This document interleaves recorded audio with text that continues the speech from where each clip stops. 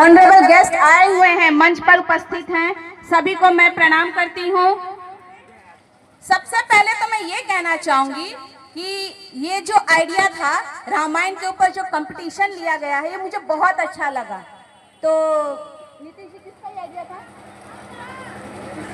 चलिए, बहुत अच्छी है, बहुत अच्छा है। तो मैं चाहूंगी ये कंपटीशन हर स्कूल में होना चाहिए। मतलब ये कंपटीशन के जरिए हमारे बच्चों के अंदर एक इच्छा जगेगी हमारे धर्म को जानने की। आज मैं देखती हूँ कि हमारे बच्चों को हम स्कूल का बुक्स पढ़ा देते हैं, इंग्लिश हिंदी सब पढ़ लेते हैं, लेकिन उनको हमारे धर्म का कुछ उतना नॉलेज नहीं है। वो होना चाहिए। इतने सारे रील्स बनते हैं, शॉर्ट्स बनते हैं, हमारे बच्चे पूरे दिन मोबाइल में लगे रहते हैं। मेरे बच्चों का भी वही हाल है। अगर कुछ रील्स में मैं देखती हूँ हमारे हिंदू धर्म पे अगर कोई गलत रील्स डाल देते हैं, बच्चे एक्सेप्ट कर लेते हैं, स्वीकार कर लेते हैं कि हाँ ये बात तो सही है।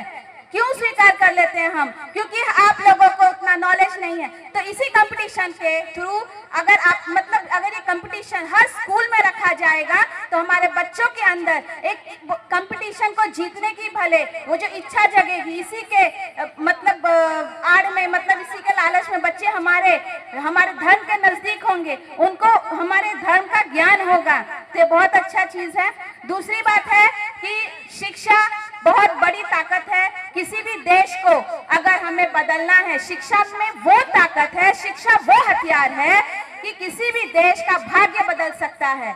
आज हमारे इंडिया में जो हमारे बहुत सारे लोग, मुझे लगता है 70% से ज्यादा लोग बिलो पॉवर्टी लेवल यानी कि गरीबी रेखा से नीचे हैं, बहुत ही ज्यादा गरीबी रेखा से नीचे हैं। उनका जो स्टैंडर्ड ऑफ लिविंग है, जीने का जो एक स्तर होता है, बहुत ही गिरा हुआ है। वो लोग है ना एक्सेप्ट कर चुके हैं, वो लोग मान चुके हैं कि हमारा किस्मत ही ऐसा है, इसीलिए हम गरीब है। जी नहीं, हमारा किस्मत ऐसा नहीं है। जो विदेशी देश हैं जैसे कि अमेरिका हो गया, जो विदेशी कंट्रीज हैं, वो लोग का क्या बहुत अच्छा किस्मत है। वो लोग किस्मत लेके पैदा हुए हैं, जो वो लोग इतने अमीर है, इतना वो लोग का स्टैंडर्ड ऑफ लिविंग अच्छा है, सब कुछ अच्छा। क्या फर्क है हमारे में और उनमें? बस एक ही फर्क है कि वो लोग शिक्षित हैं। शिक्षा के दम पर उनका जो गवर्नमेंट है, उनका जो सरकार है, उनमें सारे सब पढ़े लिखे लोग हैं। तो वो लोग प्लानिंग बहुत अच्छा करते हैं और बोलते हैं ना, सरकार को बहुत अच्छे से, सिस्टम को बहुत अच्छे से चला लेते हैं। इसीलिए आज वो बहुत ही डेवलप कंट्री कहलाते हैं। और हम इंडिया वाले हम पीछे हैं, खास करके हमारा बिहार तो इतना पीछे है कि आप इसका बात ही मत कीजिए। शिक्षा के लेवल में सत्यानाश हो रखा है बिहार का। सबसे ज्यादा IAS IPS हमारे बिहार से निकलते हैं। उसके बावजूद जब हमारे बच्चे मुंबई जाते हैं, दिल्ली जाते हैं शिक्षा ग्रहण करने के लिए, तो उनको बिहारी बोल के चिढ़ाया जाता है।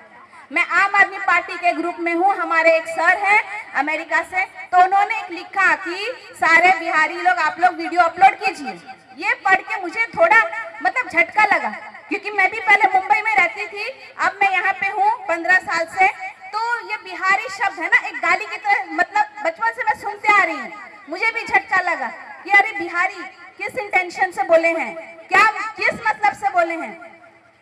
तो हमको जो है ना, इस बिहारी का ये जो बिहारी शब्द, ये जब आप दिल्ली जाएंगे, मुंबई जाएंगे ना, तो आपको बहुत खराब लगेगा सुनने में। इस बिहारी शब्द को, इसको हमको पॉजिटिवली, इसको अच्छा करना है, और हम उसको शिक्षा के माध्यम से ही अच्छा कर सकते हैं। आप लोग पढ़िए लिखिए, तभी हमारा जो बिहार है आगे बढ़ेगा और हमारे बिहार का चेहरा बदलेगा। भीमराव, डॉक्टर बाबा साहेब भीमराव अंबेडकर, उन्होंने शिक्षा के बदौलत ही, वो एक दलित समाज के बच्चे थे, उनको पढ़ने नहीं दिया जाता था, लेकिन उन्होंने शिक्षा ग्रहण किया बाहर जाके, और इसी शिक्षा के बदौलत उन्होंने हमारे देश का सबसे बड़ा संविधान रच डाला। बताइए, किसी दलित के बच्चे को इतनी हिम्मत नहीं थी कि जाके पानी पी लेगा कहीं कॉल पे, जाके उस स्कूल में पढ़ लेगा, लेकिन उसने हमारे भारत का संविधान रच दिया। तो ये किस लिए? ये शिक्षा के बदौलत हुआ है। शिक्षा में बहुत बड़ी ताकत है।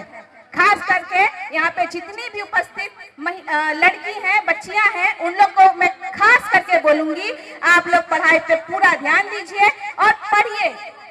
इसलिए नहीं पढ़िए कि मुझे इंटर करना है और BA पास करना है और शादी कर लेना है। लड़के वाले को बोलना है मैंने BA पास किया है। ज्यादातर हमारे बिहार में लड़कियों को इसीलिए पढ़ाया जाता है कि लड़का वाला पूछेगा लड़की कितना पढ़ी है, तो बीए पास है, पीजी की है। सही मायने में पढ़िए। जब आप पढ़ती हैं तो ज्ञान अर्जित कीजिए। महिलाओं के लिए तो ये समाज बहुत ही ज्यादा भयावह है। आप लोग को, महिलाओं को, लड़कियों को माँ के गर्भ से ही संघर्ष चालू हो जाता है।